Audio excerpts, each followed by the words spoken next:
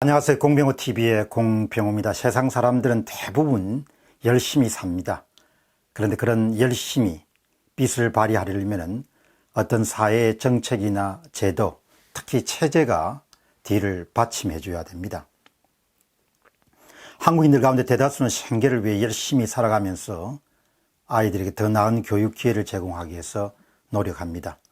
그러나 자신들의 그 아이들의 삶이 정책이나 제도 그리고 체제의 특성에 따라서 빛을 발휘할 것인지 아니면 전혀 빛을 발휘하지 못할 것인지가 결정된다는 사실을 이따금 잊어버리게 되죠. 정책이나 제도 체제는 집단적 의사결정의 결과물이기 때문에 다들 무심히 대합니다.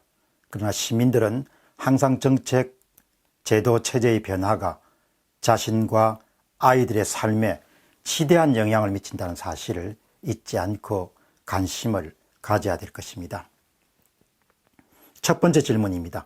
역동적인 사회의 몰락 어떻게 시작되는가? 3일 아침 조간에는 민노총 공공부문 비정규직 노조 총파업 집회 참가자들이 비정규직 철폐 구호를 외치면서 서울 종로구 서울시 교육청을 지나 광화문 광장으로 이동하는 그런 사진이 설명과 함께 공개됐습니다.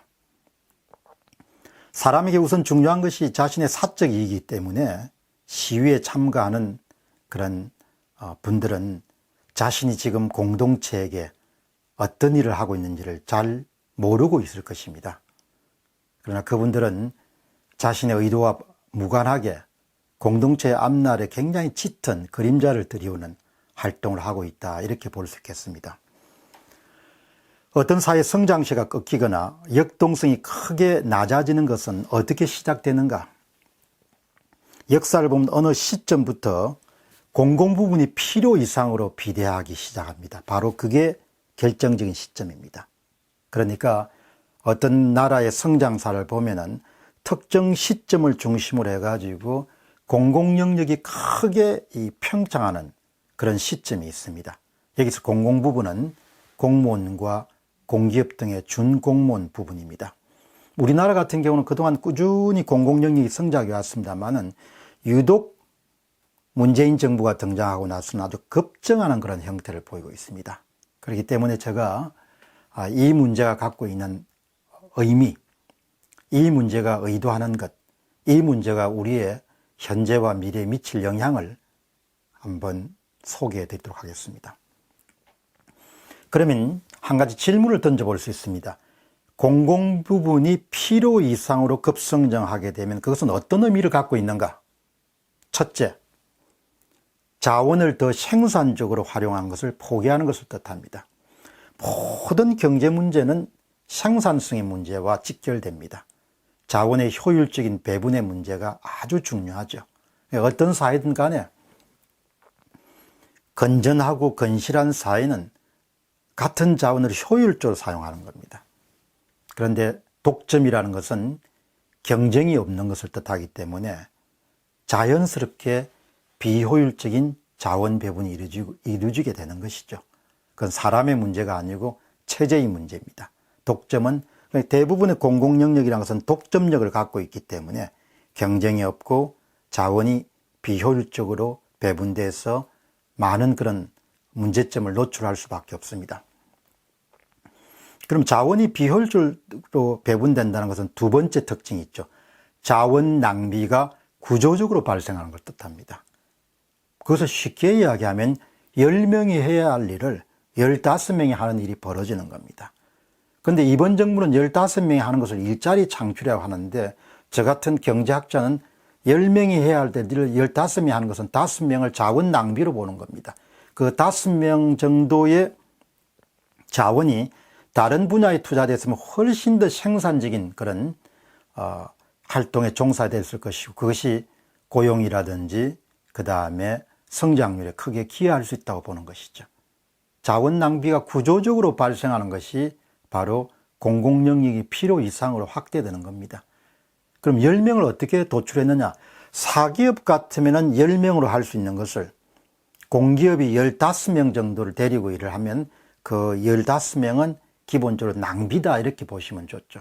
그게 이제 문재인 정부가 일자리를 바라보는 시각의 차이인 겁니다. 저는 그걸 가짜 일자리라고 봅니다. 10명이 해야 될 일을 15명이 하면 5명이 가짜 일자리라 이야기하는 거죠. 자원의 낭비로 보는 겁니다.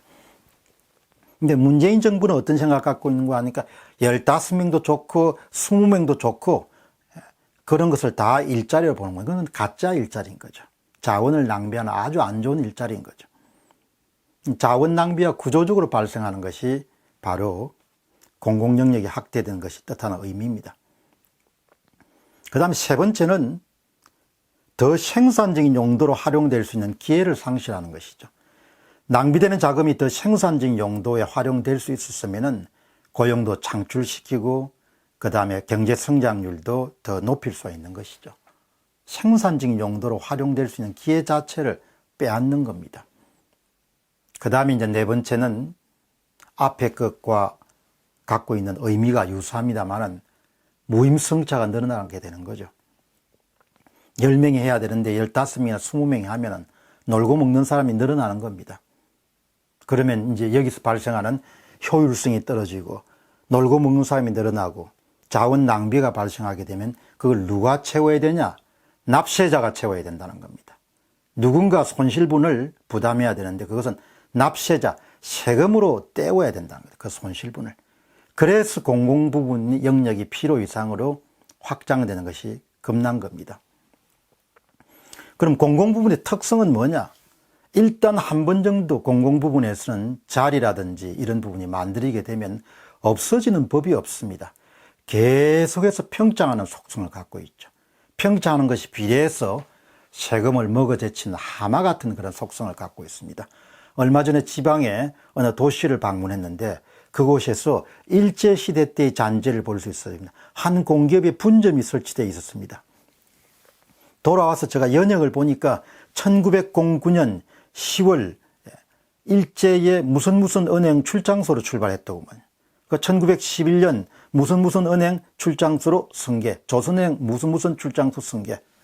그래서 연역을 자세히 보니까 우리 지점은 화폐의 원활한 공급을 도모하고 그 은행이 화폐 공급하기 위해서 있어야 될 은행이 아니거든요. 큰 은행이죠. 그러니까 참 제가 공공부문이라는 것은 저렇구나. 지금이 디지털 시대 버전 1, 2, 3, 4, 4차 혁명 시대로 달려가는 시대에 분점에 옛날에 화려했던 그런 역사를 갖고 있는 분점에다가 그런 지역에다가 그 분점을 설치해서 수십 명을 고용하고 있을 테니까 그게 다 세금일 거라고요. 자, 그럼 이런 두 번째입니다. 역사적으로 역동성을 상실한 사례가 있느냐? 공공부문이 성장해가지고. 역사적 경험에서 배울 수 있는 현대는 대부분의 국가들은 공공부문을 줄여나가는 추세입니다. 세계적인 추세가. 그 작은 정부, 그 다음에 공기업의 민영화. 이것이 세계가 가는 쭉 큰 방향입니다.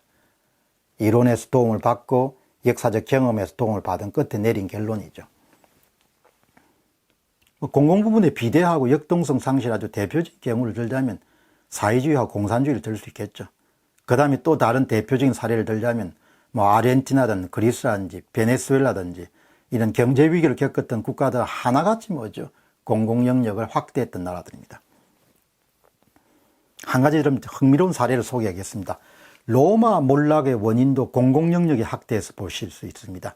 시오노 나나미가 지은 로마인 이야기 13권 최후의 노력에서 보면은 로마 몰락의 흥미로운 사례를 공공 영역이 확대해서 찾고 있습니다. 디오클레티아누스 244년부터 311년에 제위에 있었던 황제입니다. 3세기에 로마의 국방상, 치안상의 문제, 안보상의 문제를 해결했던 그런 황제입니다. 제국의 혼란을 수습하고 황제 중심의 통치체제를 회복시켰던 인물입니다. 그가 선한 의지를 갖고 만든 제도개혁이 결국은 국가를 몰락시키게 되죠. 여러분, 이 점이 참 중요합니다. 모든 정치가들은 선한 의도를 갖고 뭔가를 합니다. 포퓰리스트도 선한 의도를 갖고 합니다. 비정규직을 정규직화하고 공공영역을 확대하고 공무원을 더 뽑자는 문재인 대통령도 굉장히 선한 의지를 갖고 하는 겁니다. 악한 의지를 갖고 하는 사람은 아주 드뭅니다. 제국의 안보를 더 확실하게 보존하기 위해 가지고 디오클레티아누스가 도입한 제도가 사두 정치 체제입니다. 동방과 서방을 나누고 동방에서는 정제와 부제, 중심과 그다음 보조, 서방에서도 정제와 부제, 중심왕과 보조왕 4명을 관할 나눈 다음에 각각이 국방을 맡아서 하는 그런 체제, 사두 체제를 완성하게 됩니다. 디오클레티아누스는 자신이 그런 제도 개혁을 통해 가지고 좋은 일을 했다고 생각했겠죠. 그러나 그것이 바로 로마가 몰락하는 결정적인 단초를 제공합니다. 그가 수행한 제도 변화에 따라서 군인이 30만에서 60만으로 늘어갑니다. 왜 30만이 더 많냐? 각 항국마다 한 7, 8만 정도의 황궁병을 가져야 되니까 곱하기 4하면 대개 30명이 나옵니다. 수도를 4개를 더 만들어야 됩니다. 그 작업은 293년부터 305년 사이에 이루어졌습니다. 황제가 4명 늘어나고 군대 조직이 크게 늘어나고 그 다음에 황궁을 갖고 있으니까 관료제도가 늘어나겠죠. 그러니까 지출을 당해낼 수가 없었던 겁니다. 우리가 공공영역을 확대 안 시켜야 될 이유는 지출을 감당할 수 없다는 겁니다. 시오노 나나미가 이렇게 이야기합니다. 백건 국가에다 대제국인 로마 제국이 작은 정부였다면 농담으로 들을지 모르지만 작은 정부였기 때문에 팍스 로마나를 구사할 수 있다. 로마가 잘 될 것은 정부 사이를 최대한 억제했기 때문에 가능했다는 겁니다. 그런데 이 로마 제국도 후기에는 큰 정부로 변모한다. 그리고 그 주요 원인은 군대 기구와 행정 기구의 비대화가 아니었을까. 시오노 나나미 맞습니다. 나라가 어려워질 때는 대개 다 정부 규모를 큽니다. 거대 정부. 큰 정부를 키웠을 때 대부분 어려워집니다. 로마도 초기에는 작은 정부였고 후기로 가면서 거대 정부가 된 겁니다. 여러분, 그러면 그 비용을 어떻게 조달할 거냐? 급증한 지출을 어떻게 조달할 거냐? 그래서 3세기 말부터 4세기까지 로마 제국에서는 비용을 조달하기 위해 세금에 대한 철학이나 사고방식이 완전히 달라집니다.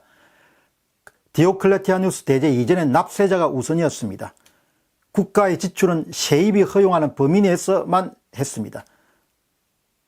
그런데 디오클레티아누스가 여러분들 집권하고 난 다음에 어떻게 됐냐? 국가가 우선이다. 국가에 필요한 경비가 세금으로 납세자에게 부과돼야 된다. 오늘날과 비슷한 거죠. 180도 여러분 세금 철학이 전환하는 겁니다. 엄청나게 중과세가 떨어집니다. 누가 함께 때리냐? 귀족들은 빼고 토지에 묶여있는 오늘로 치면 직장인들이죠. 사업자들한테 세금이 떨어집니다. 농민들이 다 도망을 가버리죠. 그래서 결국은 로마가 망합니다. 로마 제국이. 여기서 오늘날 우리가 참 많이 새겨야 됩니다. 놀고 먹는 사람이 늘어나고 10명이 해야 될 일을 15명이 하게 되면은 그 낭비분을 고스란히 누가 메워야 되냐? 직장인들하고 사업자처럼 과세를 확실히 때릴 수 있는 그 사회에서 가장 생산적인 집단에 세금이 떨어지게 됩니다. 그러면 로마가 겪었던 것하고 똑같은 그런 과정을 역동성이 상실되고 그 다음에 생산활동이 줄어들면서 그 다음에 바로 그냥 몰락의 길을 가는 거죠. 요약해서 말하겠습니다. 문재인 정부는 역대 정부 가운데 공무원 수 증가나 공기업의 확대에서 최고를 자랑하고 있습니다. 한번 확대된 조직은 경제위기가 발생하기 이전까지는 채권단에 의해서 구조조정을 강요당하기 이전까지는 계속 확장하게 됩니다. 그때까지 계속해서 자원을 낭비하는 일을 지속할 수밖에 없겠죠. 그 자원을 염출하기 위해서 더 높은 세금을 생산적인 활동을 하는 사람에게 부과할 것이고 그 생산적인 활동하는 사람들이 중과세에 시달리면서 해외로 이전하거나 아니면 생산활동을 줄이겠죠. 그래서 점점 나라가 가라앉게 되는 겁니다. 대한민국이 가는 길이 바로 그 길이 될 겁니다. 그럴 가능성이 굉장히 높습니다.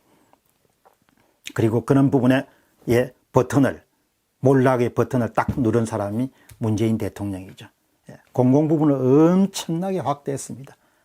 악의에 산 게 아닙니다. 선의에 샜겠죠. 그러나 그것은 엄청난 무지입니다. 이런 역사적 사례를 보면은 절대 국가는 공공영역을 확대해서는 안 된다.